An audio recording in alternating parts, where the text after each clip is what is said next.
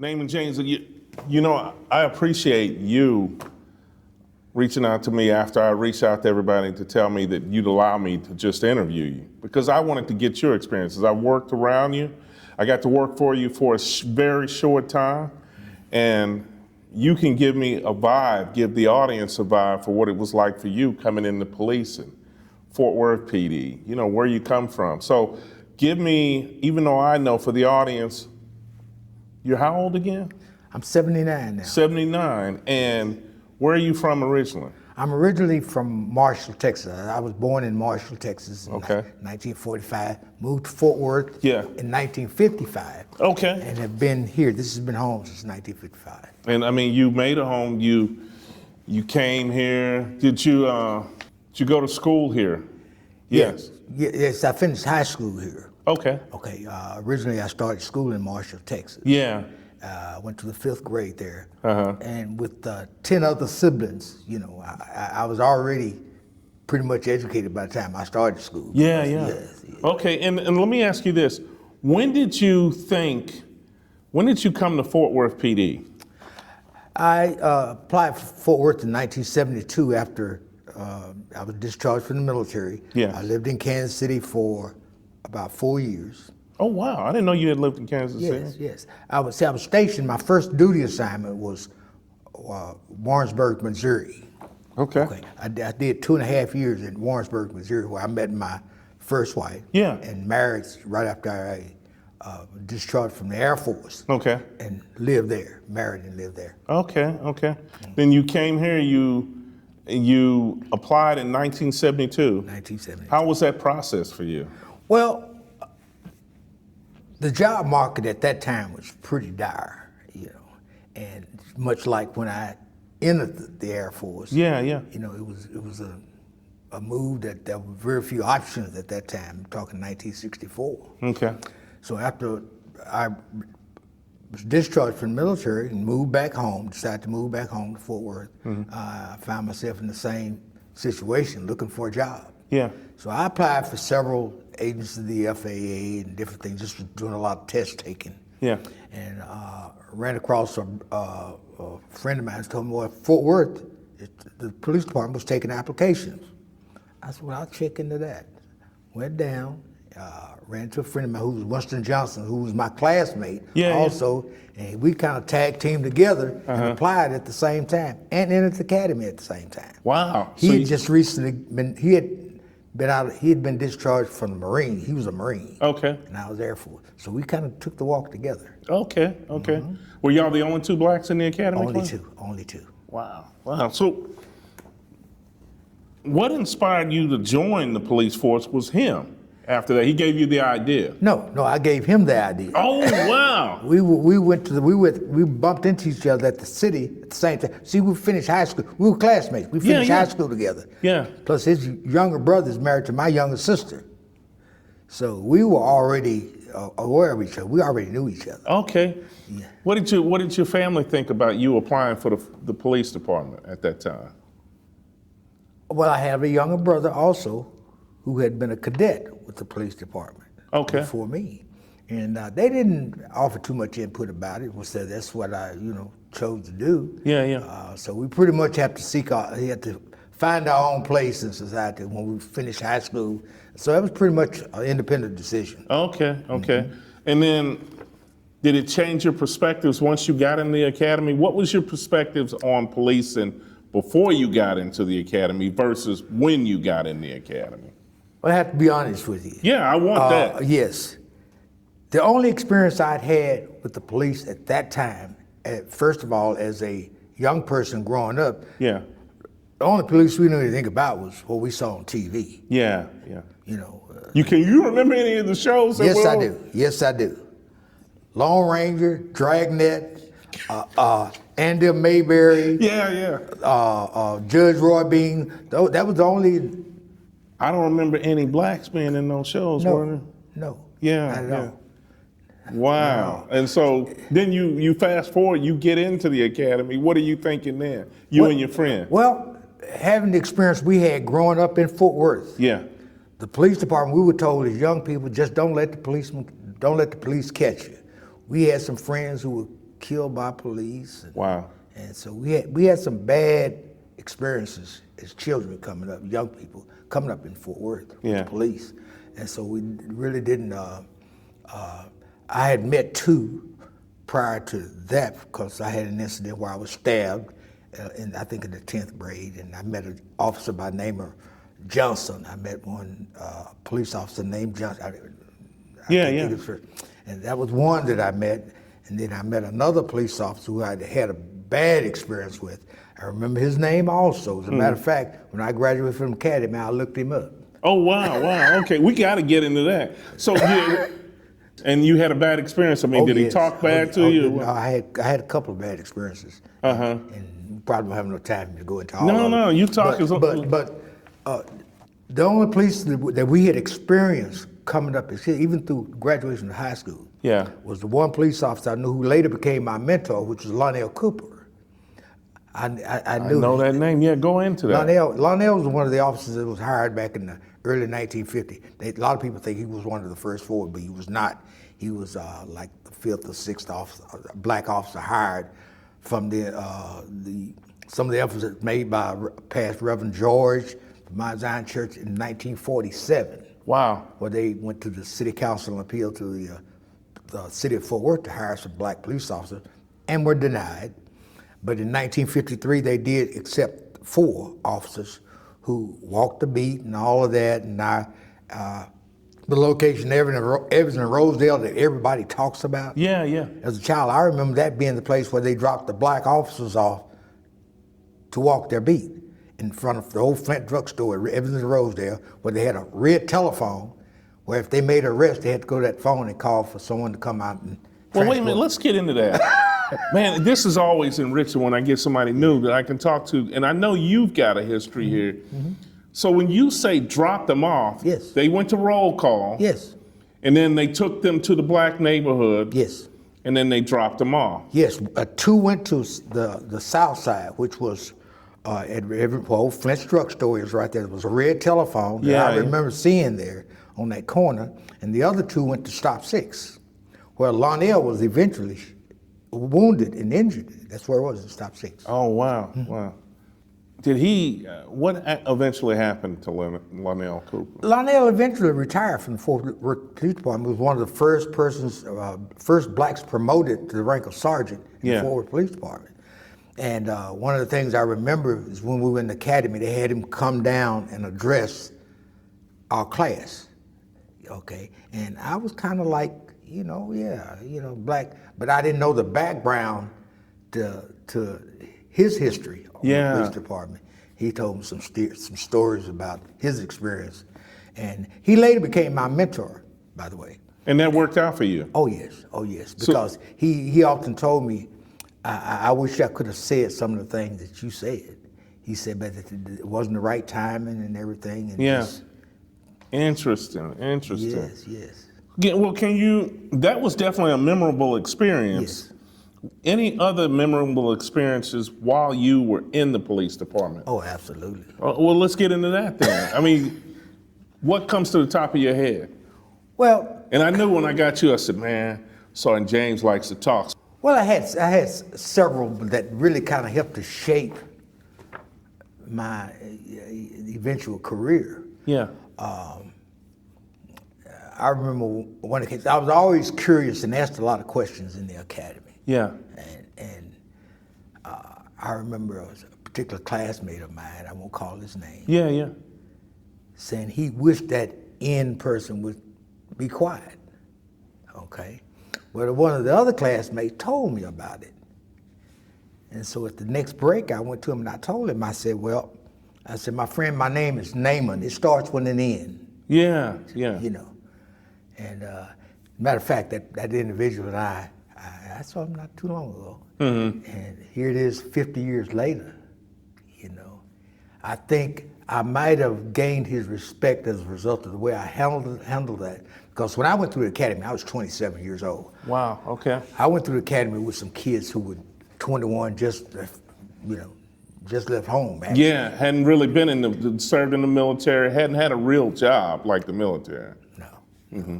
So That was just one thing that how I started. And another was the fact that even in high school, I won the spelling bees in my senior year in high school. Yeah, so yeah. I was an excellent speller. So when they introduced us to these words like subpoena and modus operandi and all that, they, every spelling test I took in the academy, I made 100. And they go, man, this boy can really spell, because report writing was, taught at that time. Absolutely, We had yeah. to handwrite the reports, the old golden It has rod. changed, hasn't it? Yes. And so I was suited and did fairly well in the academy because I had some basic training. Yeah. Plus the fact that I'm just discharged from the military, and I've been in a team environment pretty much all through school life as an athlete and sports and all of that. So this was nothing new to me. Okay. And it later benefited me in several ways. I think, in terms of leadership. For instance, when I went in the military, the TI at that time, for some reason, picked me to be the right guy for our squadron. Yeah. I don't know whether it was my rhythm or what. I don't know what it was. Yeah. But I was the guy that everybody lined up on, had to keep cadence of the marching and everything. Yeah. This guy here is suited for the military, I guess he said.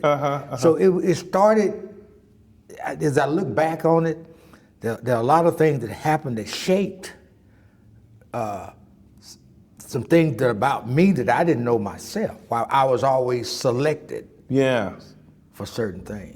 I mean that's interesting, because you and I talked about that. When you left the military, for me, just thinking about it, it's a natural fit for you to come into the police department. Yes. It's an organized structure, leadership from the bottom all the way up to the top. And so you said you were always selected. When we talk about specialized units and assignments, I found that interesting. Talk on that for a minute. You didn't have to literally put in a letter of interest. Never. People came to you and said, hey, we think you'd be a good fit for this. One of the first, I say, groups, you have to remember now, in 1972, black officers only worked black communities. Yeah. Okay. We didn't have radios. When you got in the car, you was on your own. And working in a all black neighborhood and this kind of thing, you had to rely on your instincts. Yeah. And so that's survival for us, 101. So it was just a natural fit for me. Yeah. Okay.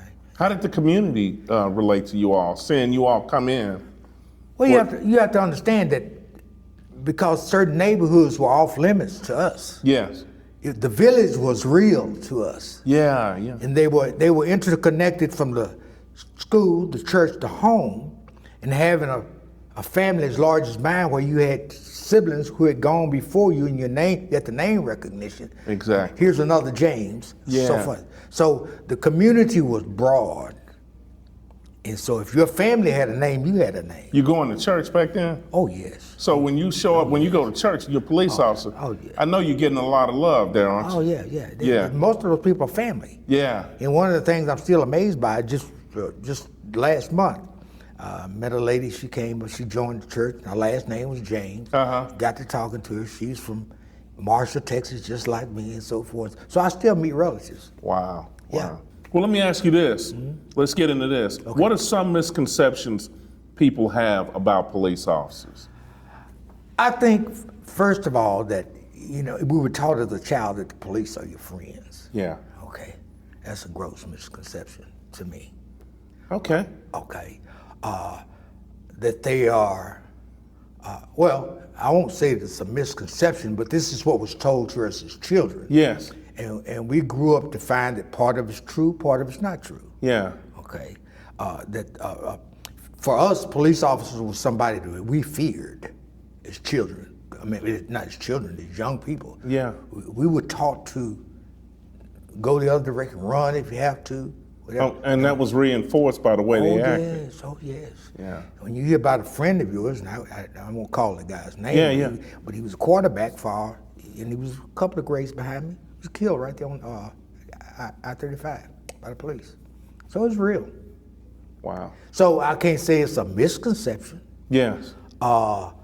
that, like, as children, we're told that, well, just seeing that if you haven't never seen you've never seen a police officer or talked to a police officer, what do you think about, well, I've never seen a black police officer, and there's still places where they still don't have black police officers. Yeah. And that's not a misconception, that's reality. Yeah. You know? So I don't know that,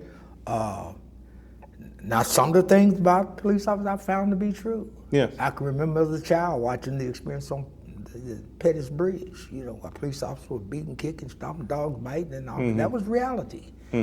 There are police officers who are George Floyd and all that. Those police officers, they do exist. We're talking misconceptions. You saw all of that. Yes. And then you come into police and, Yes. I mean, what's it like for you when you roll call? You come to roll call, you're new on the beat, you know that you're a new thing. You're a new black officer there, and the department is not multicultural, it's not culturally diverse. How were you treated when you were in roll call? How did they look at you? Well, they didn't overtly just do it out in the open like Yeah. that. But when you when you went like something like roll call, I mean, it struck you got the lieutenant possibly or somebody just running roll call. They're not going to disrespect you. And I say they didn't mean. Yeah, exactly. Okay. But they had an event they called. I don't know if you're familiar with choir practice. Get into that. Because when I came on, it was a good thing. Choir practice was a good thing because, we went out and we took your shirt off. For those that don't understand choir practice, back then, it was going to have a good time, a few drinks after work, shooting in the pond, that kind of thing. What was it like for you? Or we often knew that generally we were not invited to choir practice. Okay. Because most of the conversation was about them chasing this person down and it was who you whipped that night and how many, That's what choir practice was, where the guys would get together and they brag about how many people they really. Exactly. That's what we knew choir practice to be. So choir practice then was, okay, you get off from work, all the dudes, all the fellas meet up. Yeah. Had they taken their shirt off? I don't know. I never went to a choir practice. But you had heard about choir practice. We heard about it. And that's when they're having the after hours meetings. Yes. Was there drinking going on then? Probably. Yes. Wow. Yes. And it was a thing that we knew went on. Yeah. But we didn't participate in that. Yeah. And then you have to remember that at the time that I was on, there were only Winston and myself, we made number 21 and number 22 black officers on the entire department. In the whole department? In the whole department. And the PD size back about that time was right around 930, somewhere right out there. With 22, but as soon as Winston and I were hired, about 5 or 6 quit. They either quit or went somewhere other places. But you have to remember, the pay at that time, if you go back and look at the pay scale from 1972. I'm glad you're getting into that, yeah. It really wasn't that great. Yeah. Maybe a little over $5. Maybe not $5 an hour when I hired them. This is in 1972. Wow. Yes. So, and when they left, where did they go? Well, we had officers that had graduated from, there's one particular officer that left and went to the Secret Service. As a matter of fact, he was one of the agents that was guarding Ronald Reagan when he was shot. Oh, wow. J. Patton. He was a former police officer. You had James Little, who was a classmate of mine and also went to DA, I think he went to ATF. Okay. So Benny Mims, who's moved back to Tyler, became a school teacher. Wow. Billy Franklin became a school teacher. Yeah. We had officers who were in school, really, and they were just passing through the Fort Worth Police Department. Initially, when I hired on, I didn't intend to stay either. Yeah. But it kind of grew on me, and I quit at one time, went to the post office, and there was it didn't just one continuous move. You know what? That's right. You did leave. Yes. I remember you telling me that in a conversation. Yes. You left. How long were you gone when you left? 6 months. And then you came back? Yes, because I don't know if you've ever heard of Doug Branson. No. Okay. Doug Branson was one of those individuals at that time who was a major part of why I remained on the police department and why he was a gift, really, at the time, the way I look at it. Okay. Because he was, he had a comforting word, he had an encouraging word. Was for he black? No. No. Oh, okay. Let's get into No. this then. You have to understand that we came across, there were some people in our path Yeah. at that time who really gave us that little boost and that little kick in the pants to hang in there. Joe Tunall, who was the pistol range instructor, I don't know if he was there when you got there. No. Joe Tunall lived to be 100 years old, and also, just like Jimmy Carter, he was the Sunday school superintendent. Oh, wow. I went to his funeral. He lived to be 100 years old. Oh, wow. Wow. Yeah. Okay. And so he was one of the individuals that was constantly encouraging us, hang in there, hang in there, hang in there. They were first of all looking for a reason to get rid of you. And then if you quit, it don't get no better than that. Yeah. You know, we broke. So the first time that I tried to quit, he told me, he said, "I'm just giving a job." He said, "You earned that job. That's your job." You know, so I hung in there for a little while longer.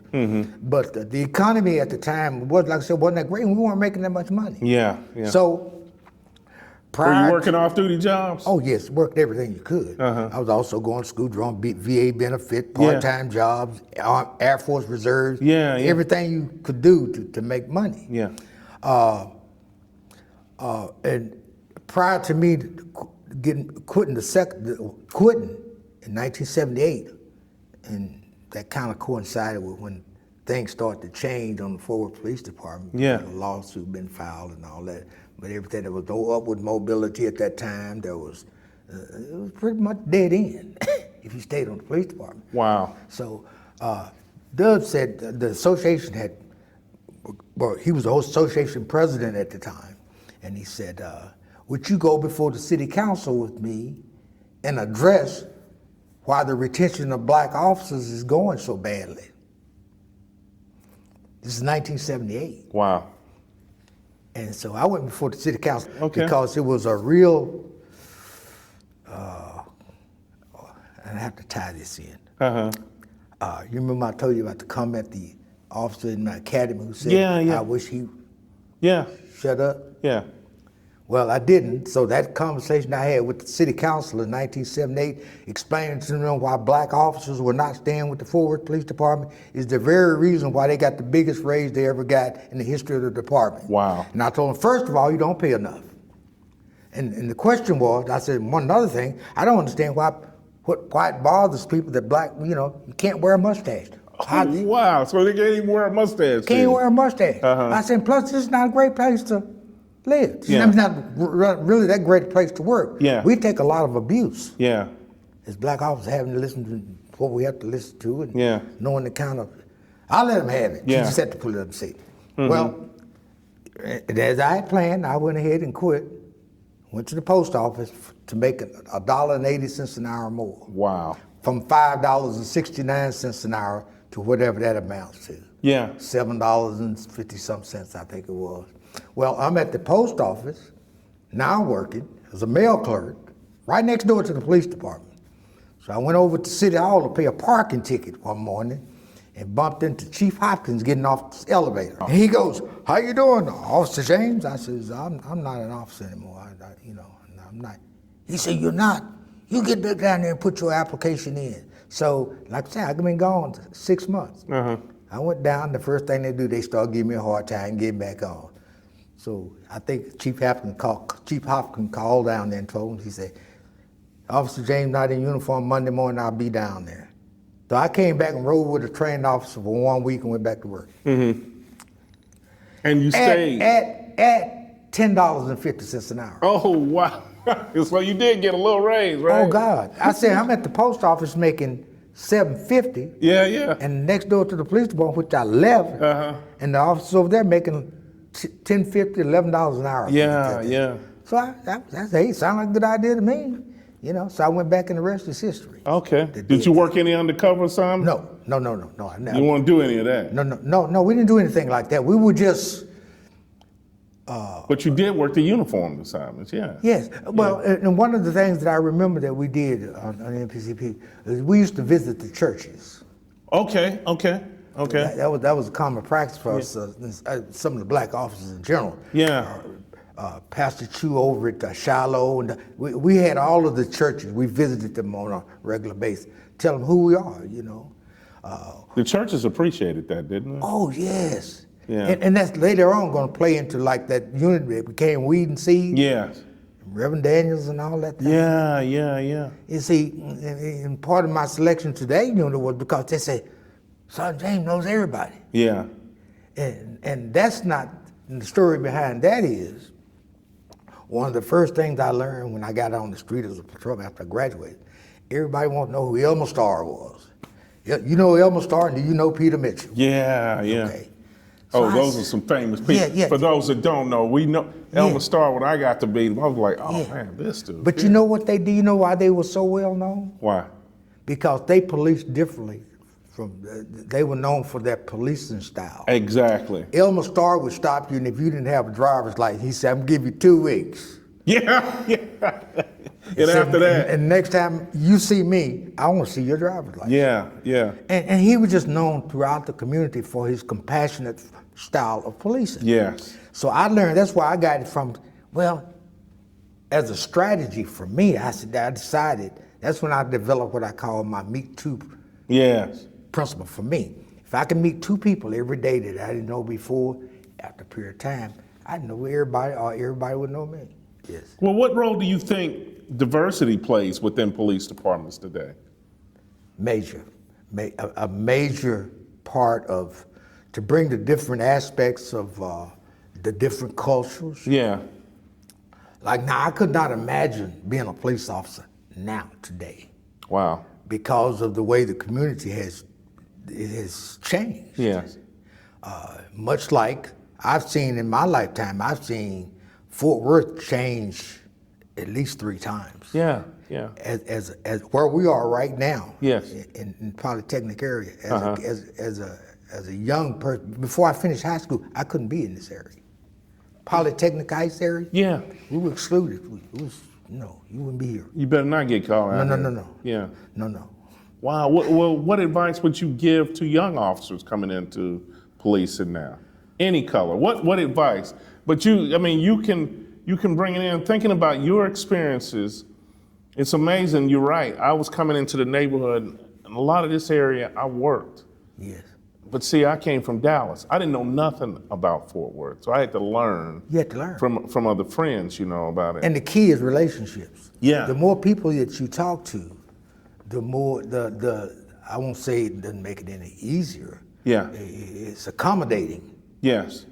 That if you have this diversity, just like if you're bilingual. Yes. Yes. You remember back in the old days, if you stopped someone that didn't speak English, you had to call someone Exactly. To come interpret for you. interpret for you. Yeah. Yeah. Now that's almost if you're going to be effective, Yeah. It's needed. it's almost a must. Yeah. And going back to the period like from my early policing, where there were no females in patrol. And we definitely need them. Okay. Yeah. I remember the females that they had, they were pretty much, all they did was search female prisoners. But now seeing the, and being caught in that role when I went to the academy, and being responsible for the recruiting and the hiring, Yeah. the selection process and all that, and I hired across the board based on their qualification, not on what sex they were and that, but that was following a lawsuit where Yeah. they got slammed for discriminating. So I hired, the way I should have. I went to the academy in 1981. Okay. Okay. Like again, selected Yeah. to do that. Yeah. Not without a problem, but I had to go to the same chief that I told me I met on the elevator. Yeah. Yeah. Had to tell him Officer James will be reporting to the academy. Wow. That's not a problem. Uh-huh. And that conversation I had with him prior to going down there is a jewel, though. But Yeah. and so I stayed there from like 1981 to 1987 when I made sergeant and had to promote out. Okay. Then I got after working about, and one of the highlights of my career as a supervisor was that I found in 1987 quite a few officers didn't want to work for me, a black supervisor. Interesting. Yeah. Yeah. Okay? Didn't want to work for me. So I'm not gonna call the captain's name at that time, chose to switch me with another sergeant, give me all black officers. I had 2 officers who were white that would work for me. And 2 of them, I won't call their name, they're friends of mine to this day. And I'll tell you also who they are. But they have some, but they were the only white officers that at that. There might have been others who That would wanted to work for you. The only 2 that wanted to work for you. Obviously. Yeah, yeah. Other than that, I had all black officers. Even the unit that I took later on, which was the special approach unit, had mostly black officers. That's right, yeah. Weed and seed, mostly black officers. You're absolutely right. So what do you think my perception is of the overall system? Yeah.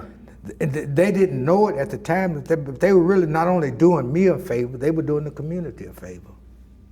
That's right, because Weedensea was in primarily hard-hit areas, black areas, yeah. Which was because of the crime. Yes. That 12 square mile area that they selected that time, near Southeast Side, Polytechnic Heights, Top 6. Exactly, yeah. And is the very reason why Fort Worth today enjoys all of this crime control. This is related to that we there. I think you could trace it back to that. You're I know you absolutely right. can. Well, let me ask you this, Sergeant James.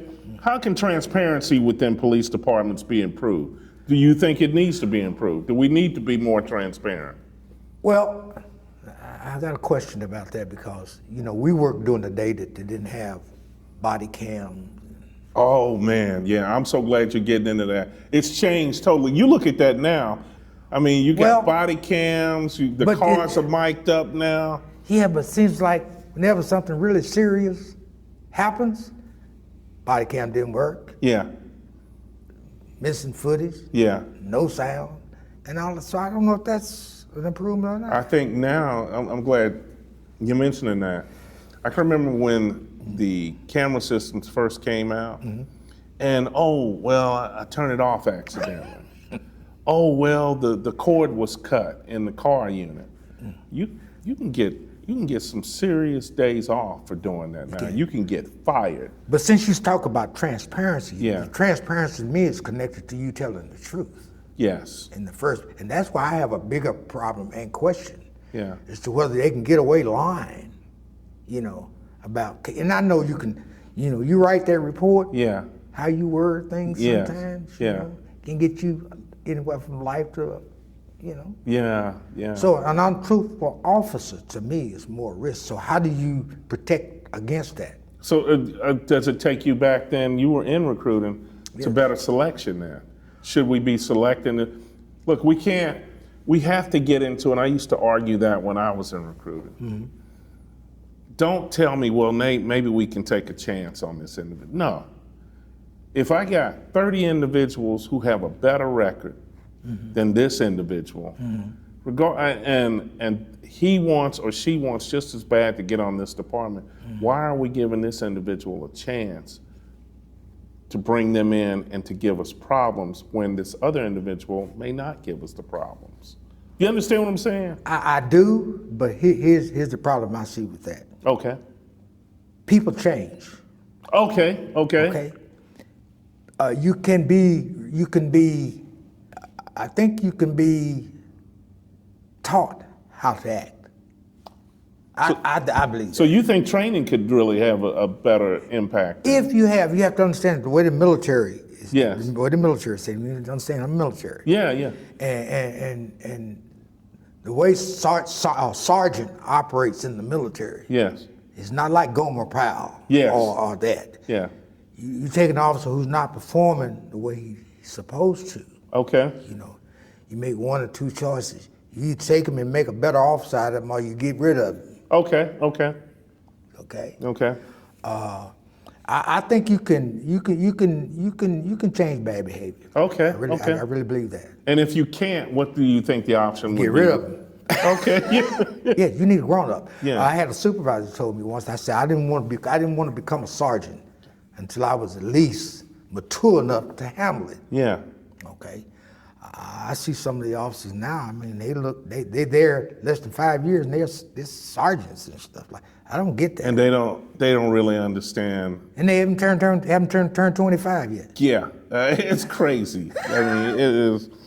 What role do you think that the community policing plays in modern law enforcement? Community policing for you was different when you came in. Yes. And I mean, it worked because you worked within the community. Let me correct you on that. Okay. Community policing did not exist.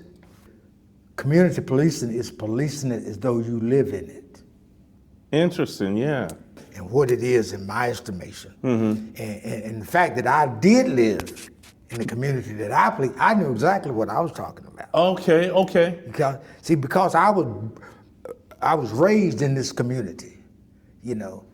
Well, you're taking me to something else. I mean, go ahead with that. When you're talking to people that you know, just like Andy Griffin and Mayberry, Yeah. they'll tell you what they expect from you. Yeah. Okay, you don't have to guess about what they think you need to do. Okay.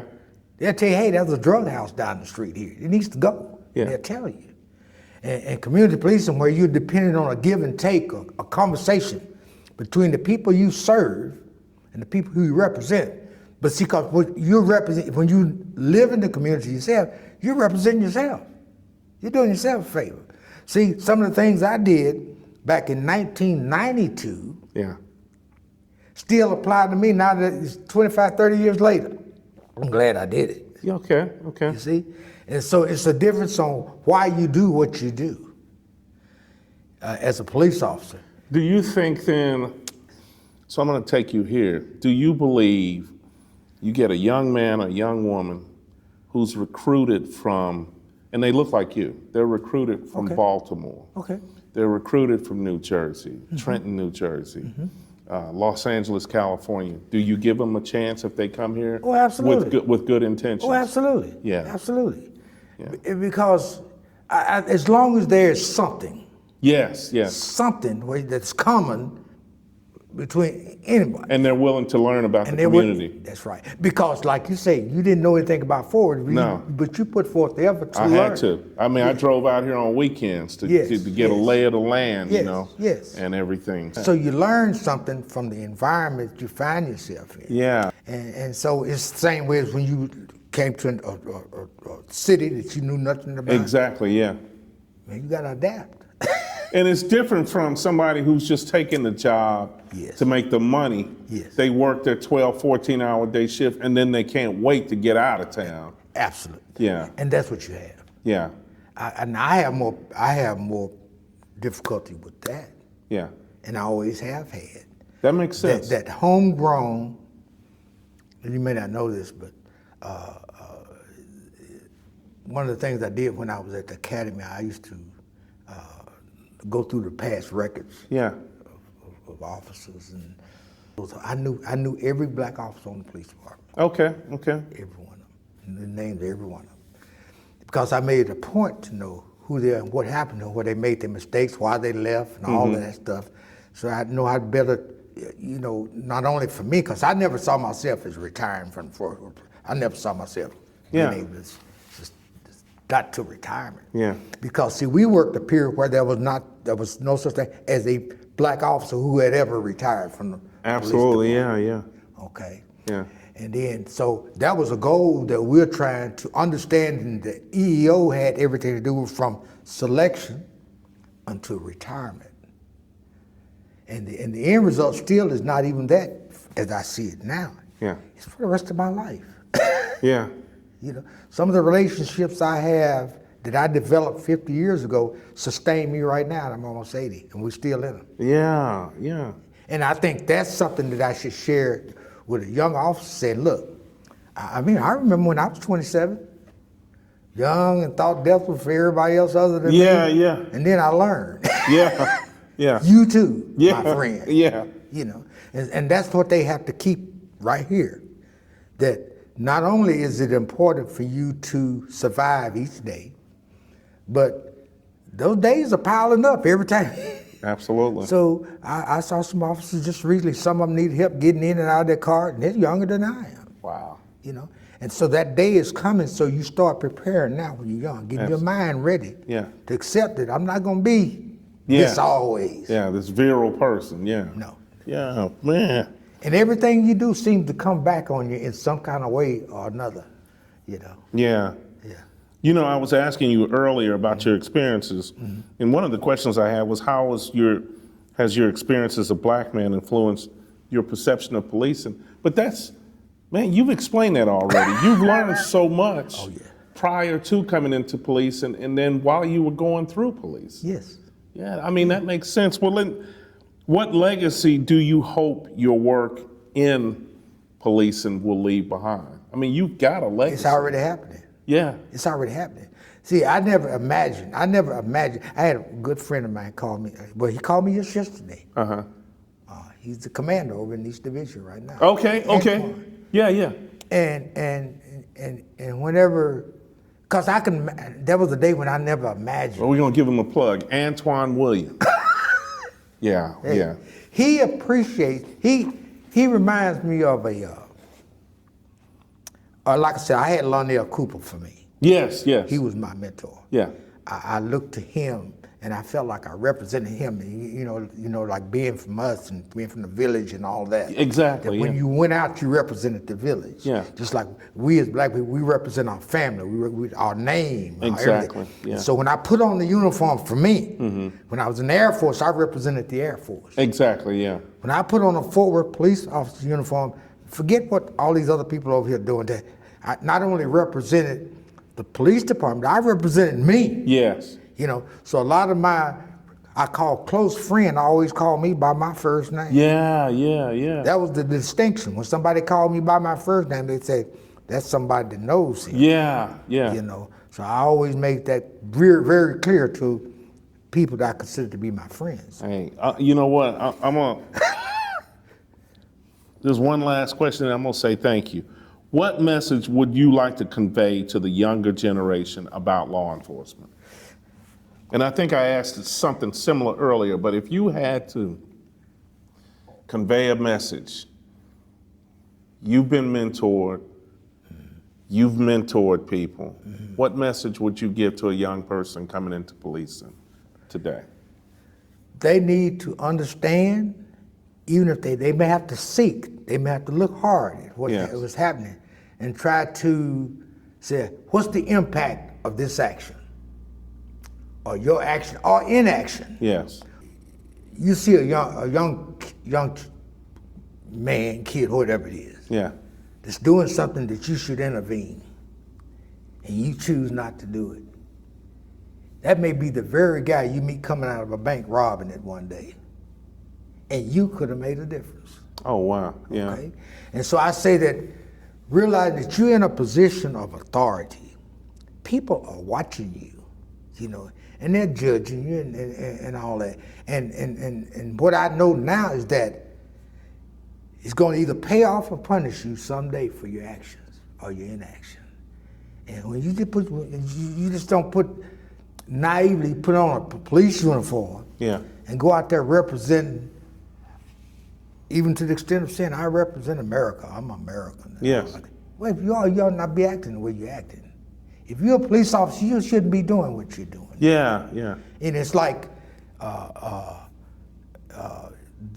instruction of your parents follow you. It's like they're sitting on your shoulder all the time. No matter where you go, you can't get away from them. Even if you're overseas, you can hear your mother's voice say, boy, don't do that. You know, and understand, now if you've not had that instilled in you, that you will not do something because it's disrespecting my parents.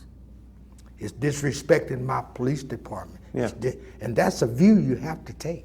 You have to take it and understand. You have to understand that. That makes sense. Yeah, you must. All right. Well, hey, look, Sergeant Naymond James, retired. The man is a legend. Thank you so much for giving us this time. My pleasure.